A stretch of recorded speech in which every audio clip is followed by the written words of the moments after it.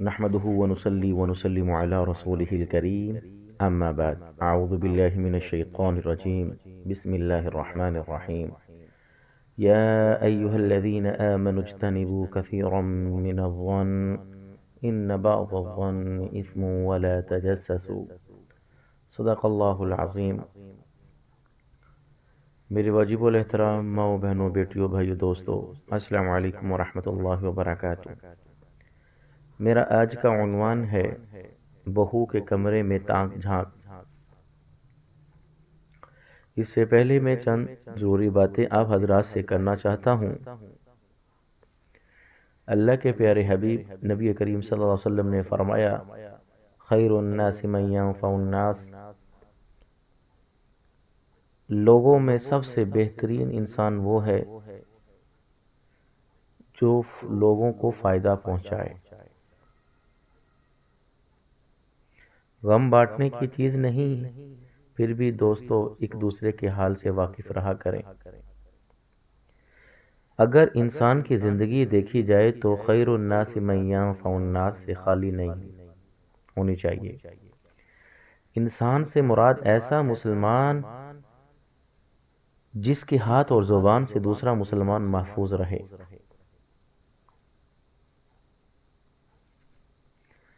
مذہب کوئی بھی ہو، انسانیت کا درس ہر مذہب دیتا ہے۔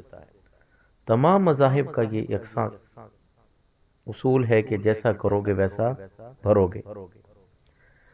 حقوق اللہ تو اللہ تعالیٰ معاف کر دے گا، لیکن انسانوں کے حقوق اس وقت تک معاف نہیں ہوں گے جب تک انسان خود معاف نہیں کرے گا۔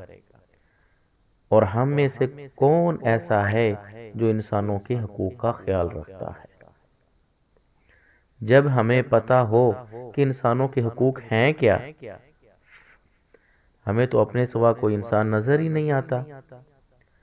ہم انسان ہیں، چاہے ہم میں انسانیت نہیں۔ ہم مسلمان ہیں، چاہے ہم میں مسلمانوں والی کوئی بات نہیں، لیکن ہمارے علاوہ کون کون مسلمان اور انسان ہیں، اس بارے میں نہ تو ہم جاننا چاہتے ہیں اور نہ ہی ہمیں معلوم ہے، اور اس کے بعد ہم یہ سوچ رکھتے ہیں کہ ہم پر رحم کیا جائے۔ یاد رکھیں،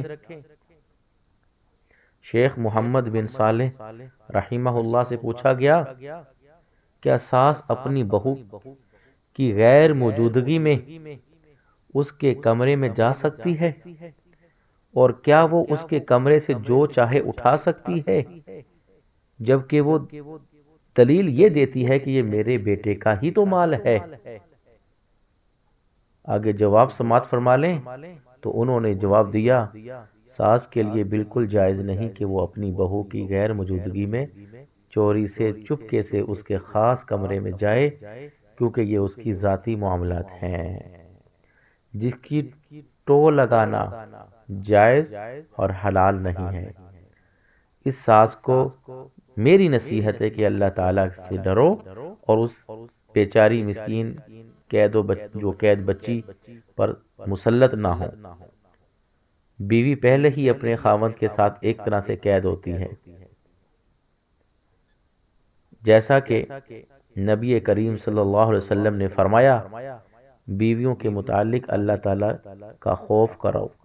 کیوں؟ کیونکہ وہ تمہارے پاس ماتحت ہیں، یعنی قیدی کی طرح ہیں۔ یہ ترمذی شریف کی حدیث ہے۔ اس لیے ساس کو چاہیے کہ اپنے متعلق اللہ تعالیٰ کا خوف کرے اور بہو کو تکلیف نہ دے، کیونکہ اللہ تعالیٰ فرماتے ہیں، اور جو لوگ بے گناہ مومن مرد اور عورتوں کو تکلیف اور اذیت دیتے ہیں، انہوں نے بڑے بہتان اور سری گناہ کا بوجھ اٹھایا ہوا ہے۔ یہ سورہ احزاب کے اندر آتا ہے۔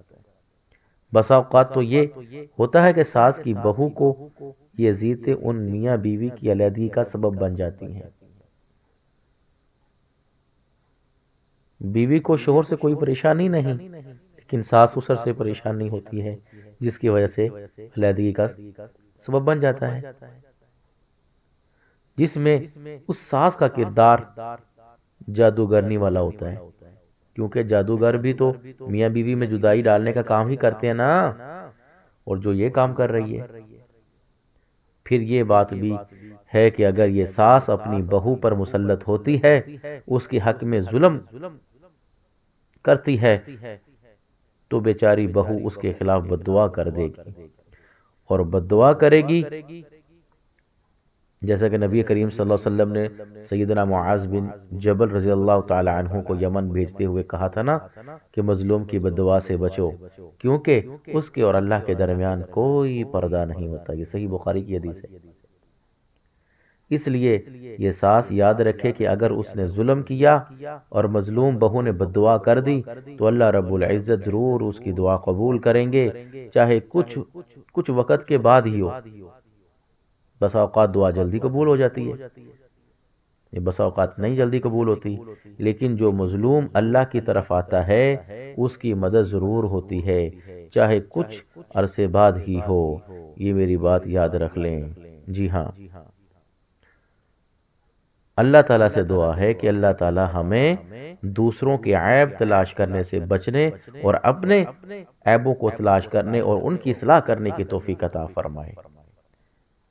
اور یاد رکھیں، اگر ہم کسی کا راز فاش کریں گے تو اللہ رب العزت، نبی کریم صلی اللہ علیہ وسلم نے فرمایا نا کہ اللہ رب العزت اس انسان کو ذلیل و رسوا کرے گا۔ جو اپنے میاں کا راز فاش کرے گی وہ اس عورت کو اللہ ذلیل اور رسوا کریں گے، اور جو مرد اپنی عورت کے راز فاش کرے گا اللہ اس کو بھی ذلیل و رسوا کرے گا، اور جو ساس اپنی بہو کی جگہ جگہ جا کر بیٹھ کر اپنی بہو کی راز فاش کرے گی تو اللہ رب العزت اس ساس کو بھی ذلیل و رسوا کریں گے، آج نہیں تو کل۔ تو اس لیے میں اللہ سے دعا کرتا ہوں کہ اللہ تعالی ہم سب کو اپنے عیب کی اصلاح کرنے کی توفیق عطا فرمائے، اور جس طرح اللہ نے ہمارے عیبوں پر اپنی ستاری کی وجہ سے پردہ ڈالا ہوا ہے تو ہمیں بھی چاہیے کہ ہم بھی ایک دوسرے کی پردہ داری کریں، نہیں تو کل قیامت کے دن سب کے سامنے اللہ تعالی ہمارے راز فاش کرے گا۔ اللہ تعالی ہم سب کو عمل کی توفیق عطا فرمائے۔ وآخر دعوانا ان الحمد للہ رب العالمین۔